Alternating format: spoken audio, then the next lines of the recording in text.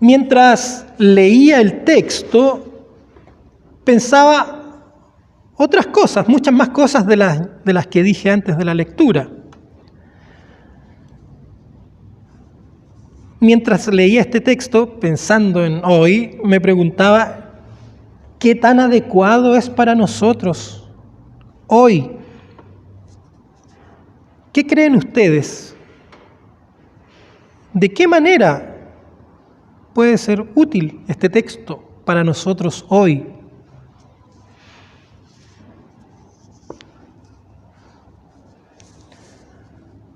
En lo personal,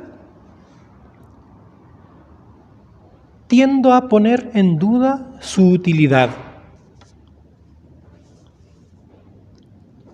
¿Por qué? Porque leyéndolo y considerando su trasfondo, se ve la situación de los discípulos, lo que ellos estaban pasando. Están afligidos, tienen miedo, no saben qué vendrá.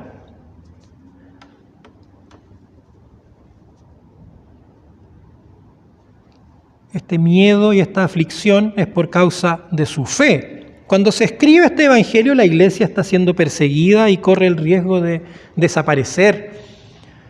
No eran simples escaramuzas, ¿cierto?, que se oponían a esta religión nueva, a este maestro Jesús, un tantito raro, para el común de la gente. No, era el Estado que estaba encima, y un Estado totalitario, absolutista, etcétera.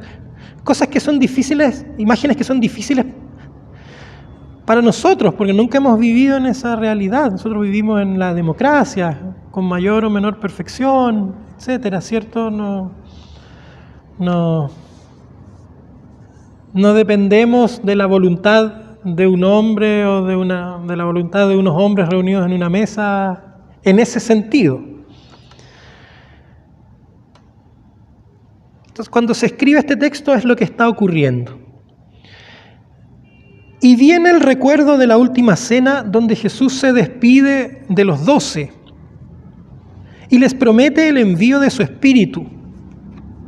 ¿Para qué? Para infundirles esperanza, ánimo e invitarles a perseverar en el camino.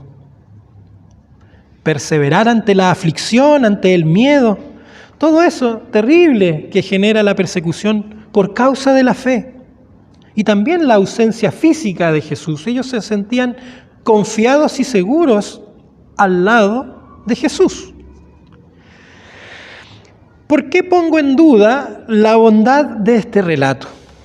Porque me hago algunas preguntas. ¿Mi fe me causa aflicción y miedo? ¿O al revés, mis aflicciones y mis miedos son por causa de mi fe? ¿Qué dolores de cabeza me trae ser discípulo de Cristo?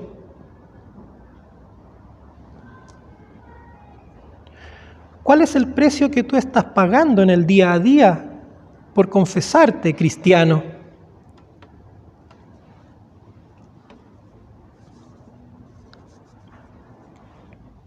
En realidad, hasta las preguntas ponía muy en duda el texto. En la medida que trataba de responderlas, iba viendo algunos colores. Claro, pienso que esta historia comienza a desafiar la fe personal. Cuestiona nuestra forma de ser cristianos. La cuestiona. La pone en duda. ¿Acaso el seguir a Cristo no es tomar la cruz? Lo que implica la desafección del mundo. Desafección del mundo. Estamos en el mundo, pero no somos del mundo. O sea, no somos parte de sus reglas. ¿Ser discípulo acaso no implica persecución, aflicción y otras consecuencias que no son sino resistencia del mal ante qué? Ante el bien, ante el amor, ante la bondad? El mal es un gran negocio en el mundo. ¿Por qué sufrieron los discípulos? Porque eran muy diferentes a su mundo, porque tenían valores diferentes a los predominantes. ¿Qué quiere decir esto? Que lo que antes consideraban importante, cuando no conocían a Cristo, era lo que el mundo consideraba importante: el egoísmo, el individualismo, lo material, la competencia basada en la derrota del otro, el orgullo que me hace vivir solo pensando en mí, yo, no me importa lo que pase a mi alrededor, como el escriba, como los religiosos de la parábola del buen samaritano. No me importa. Ante el sufrimiento ajeno, prefiero mirar mi ombligo. Todo lo superfluo e intrascendente, en realidad. Todo lo que en el fondo es vanidad, como dice otro autor bíblico más atrás. Pero el Señor abrió los ojos de estos hombres y se dieron cuenta que esos valores que gobernaban sus corazones, no tenían nada que ver con Cristo y su mensaje. Es más, estaban en flagrante contradicción. Bajo ninguna circunstancia se podían mezclar. Eran como el agua y el aceite. Y son como el agua y el aceite.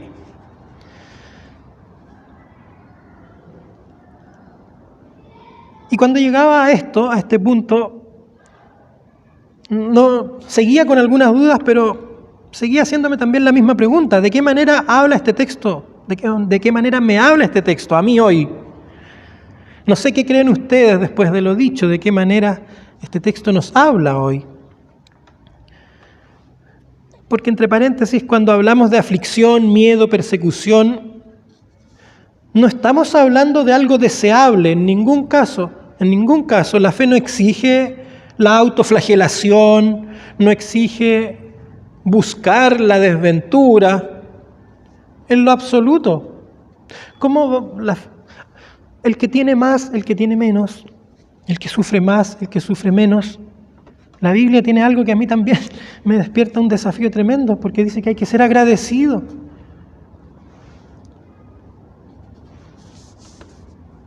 Claro, el que tiene menos, el que sufre, no puede ser agradecido por el fruto de la injusticia del mundo. Es agradecido, entre paréntesis, porque tiene la esperanza en Dios. El que sufre, el que es afligido, el que tiene poco.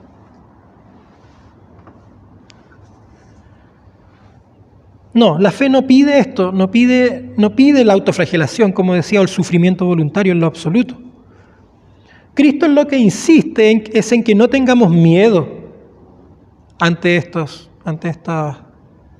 que nos pasa, sino que vivamos alegres, confiados y esperanzados, que no es otra cosa que creer en Él. Porque cuando creemos en Él, el mal se disipa. ¿Por qué el mal se disipa cuando creemos en Dios? Porque el mal no puede convivir con el bien de Dios. Y ahí el bien pasa a ser la tónica de nuestra vida, la nota que afina la orquesta.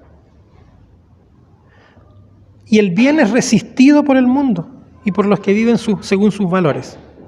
¿Por qué el mundo resiste el bien? Porque está dominado por el mal, que no puede convivir con la bondad divina, como ya dijimos, y son como el agua y el aceite. No se trata de buscar el mal para experimentarlo y con ello probar la fe. No, la fe incluso es probada en medio de la bondad,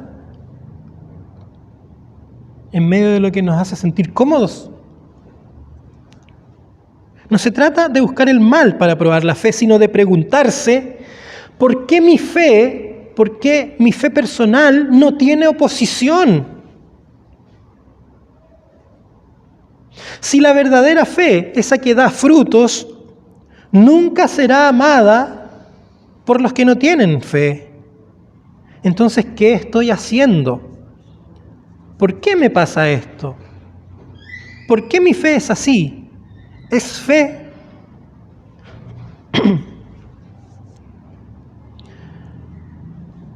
El Señor dice a sus discípulos afligidos, miedosos y confundidos, enviaré a mi Espíritu de verdad, ¿quién les guiará a toda verdad? Su Espíritu nos guía. Pienso que este es el contraste ante este desafío. ¿Por qué mi fe no sala? ¿Por qué mi fe no alumbra? ¿Por qué mi fe es cómoda? ¿Tendré al Espíritu? ¿A qué Espíritu? ¿Qué es lo que me guía? ¿La verdad? ¿O lo que no es la verdad?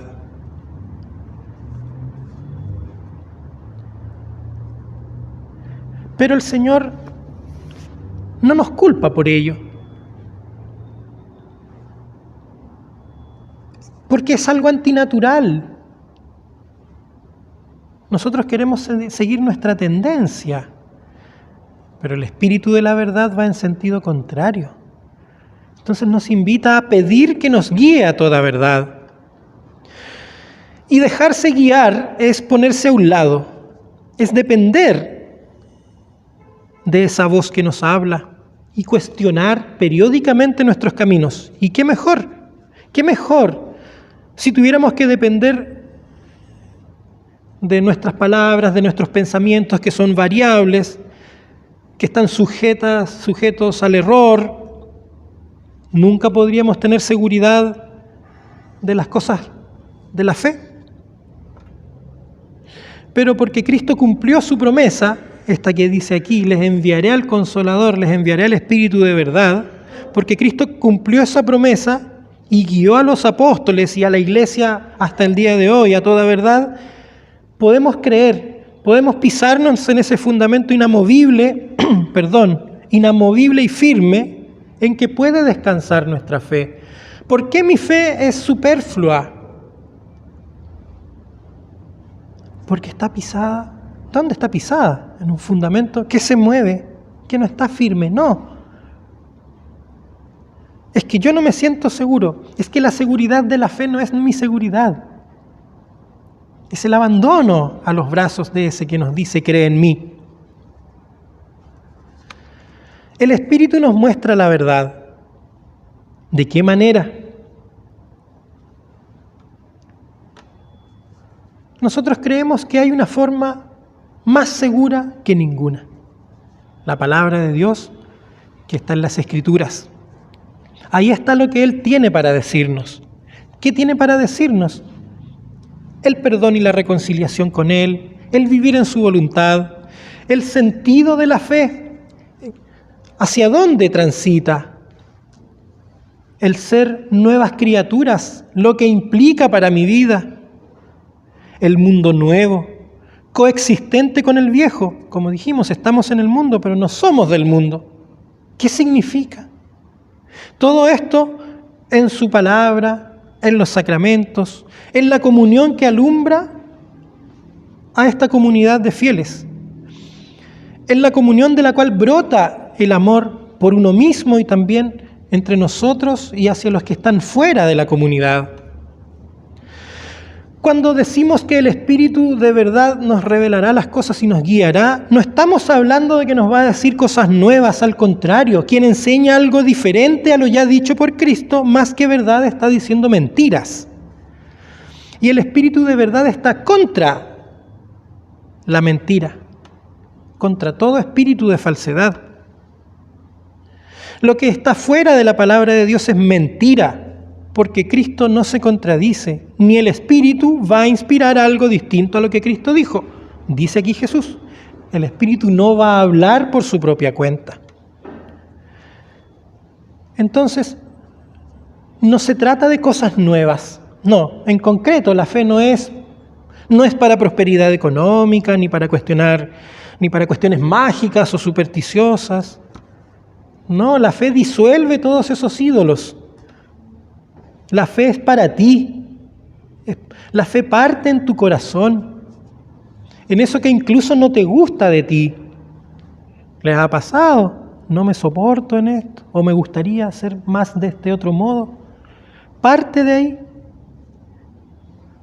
La fe es para tu quehacer diario, en lo que puedes ver y sentir cuando estás en esas encrucijadas que el mal te arrincona. La fe es para lo que puedes ver y sentir. Pero también es para infundirte confianza y esperanza para el futuro incierto, el cual te invita a vivir pisado en ese fundamento firme, con alegría, despreocupado, revelándote a eso que te inquieta y te carcoma y no te deja vivir en paz. Te invita a dejar todo en sus manos para que Él se preocupe de tu futuro. Ahora, hermanos y hermanas, aceptar esta verdad no se trata de coartar el pensamiento ni de volvernos acríticos, irracionales en lo absoluto. Esta verdad se trata de enfocarse bien. Enfocarse bien. Porque el Evangelio es sencillo y es liviano. El Evangelio es promesa y consuelo, guía y fortaleza, y eso es lo que nos muestra el Espíritu de verdad.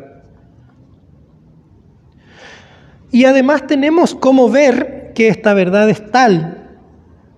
Se refleja en tus obras, en las obras de bondad. Porque la verdad de Dios no es solo algo especulativo, metafísico del pensamiento, no. El amor y el bien y todos sus frutos, el amor y el bien y todos sus frutos son la consecuencia. Como dice el salmista, ciertamente el bien me seguirá todos los días de mi vida si Jesús es mi pastor. Para la naturaleza humana, esto es una locura. Pero ¿sabes? Si percibes, si estás de acuerdo con esto, que es una locura, si te parece a veces increíble, un tanto difícil, ¿sabes qué? Alégrate y motívate. Si tú consideras que el Evangelio es una locura, significa que está tocando la puerta de tu corazón. Porque en realidad tu lógica, tu base de pensamiento va por un carril diferente. Entonces es un acto de misericordia. ¡Oh, qué loco! Me doy vuelta. Súbete a ese barco loco que no parece confiable. Pero al andar te vas a dar cuenta que sí, que es lo más seguro. Te vas a dar cuenta que la seguridad no descansa en tus argumentos ni en tus posibilidades, sino en Cristo, en creer en Él. Y cree que eso es lo primero que el Espíritu hará por ti. Darte fe cada día, darte más fe cada día. Y una fe viva y verdadera. ¿En qué? En esas verdades. En toda verdad. Creamos en esto y que el Señor bendiga en nosotros su palabra. Amén.